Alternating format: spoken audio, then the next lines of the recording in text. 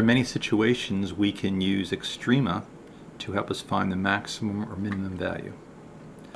Let's look at the problem. The management of a large store wishes to add a fenced-in rectangular storage yard of 20,000 square feet using the building as one side of the yard.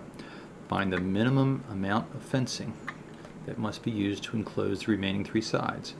So if the building is one side, then X and X would be the two horizontal lines here, and Y would be the vertical line here.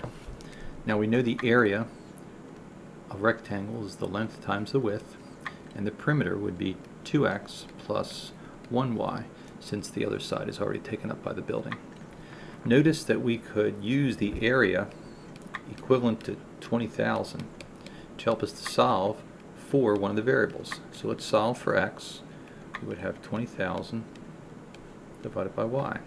Let's take this and substitute it into our perimeter formula. We have perimeter will be equal to 2 times 20,000 over y plus y. In a simplified form, that would be 40,000 y to the negative 1 plus y. Let's find the critical values by taking the derivative of perimeter with respect to y. So we have negative 40,000 y to the negative 2 plus 1. We set this equals 0 and solve. We get 1 equals 40,000 over y squared. So y squared equals 40,000. So y equals plus or minus 200 feet.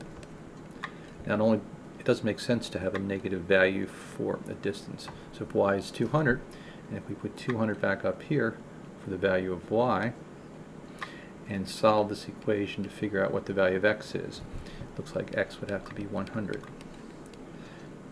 So this looks like our answer, but we want to be careful to make sure that this is the appropriate understanding of this result. Let's consider the two other possibilities. First of all, we could let x equal to 0, which would give us a very narrow rectangle, in which case the area would also be equal to 0. So that wouldn't work. Or we could let y equal 0. Again, the area would equal 0, so that wouldn't work. So we can eliminate the left endpoint and the right endpoint. And the original question was find the minimum amount of fencing.